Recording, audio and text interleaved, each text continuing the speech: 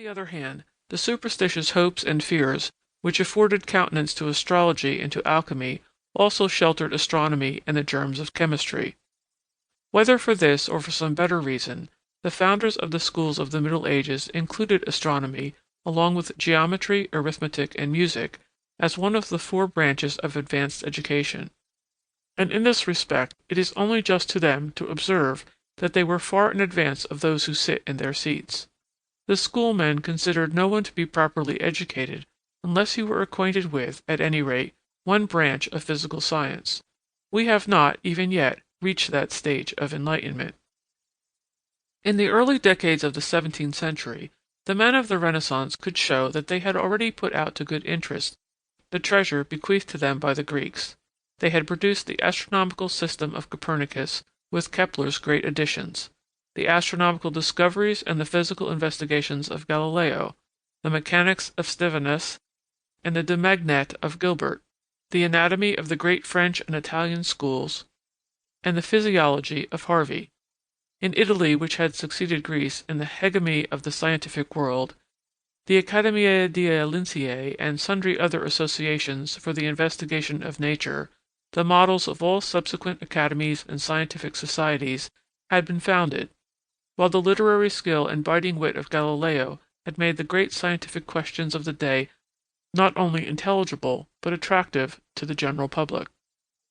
In our own country, Francis Bacon had essayed to sum up the past of physical science, and to indicate the path which it must follow if its great destinies were to be fulfilled. And though the attempt was just such a magnificent failure as might have been expected from a man of great endowments, who was so singularly devoid of scientific insight that he could not understand the value of the work already achieved by the true instaurators of physical science, yet the majestic eloquence and the fervid vaticinations of one who was conspicuous alike by the greatness of his rise and the depth of his fall drew the attention of all the world to the new birth of time. But it is not easy to discover satisfactory evidence that the Novum Organum had any direct beneficial influence on the advancement of natural knowledge. No delusion is greater than the notion that method and industry can make up for lack of mother-wit, either in science or in practical life, and it is strange that, with his knowledge of mankind, Bacon should have dreamed that his, or any other, via inveniendi scientiae, would level men's wits, and leave little scope for that inborn capacity which is called genius. As a matter of fact, Bacon's via has proved hopelessly impracticable,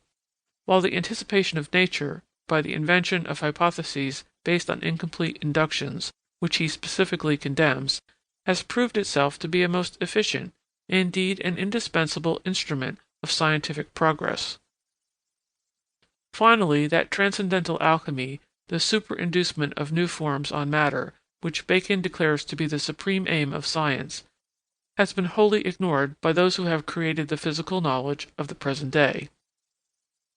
Even the eloquent advocacy of the Chancellor brought no unmixed good to physical science. It was natural enough that the man who, in his better moments, took all knowledge for his patrimony, but in his worse, sold that birthright for the mess of pottage of court favor and professional success, for pomp and show, should be led to attach an undue value to the practical advantages which he foresaw, as Roger Bacon and indeed Seneca had foreseen, long before his time, must follow in the train of the advancement of natural knowledge. The burden of Bacon's pleadings for science is the gathering of fruit, the importance of winning solid material advantages by the investigation of nature, and the desirableness of limiting the application of scientific methods of inquiry to that field. Bacon's younger contemporary, Hobbes, casting aside the prudent reserve of his predecessor in regard to those matters about which the Crown or the Church might have something to say, extended scientific methods of inquiry to the phenomena of mind and the problems of social organization, while, at the same time, he indicated the boundary between the province of real and that of imaginary knowledge.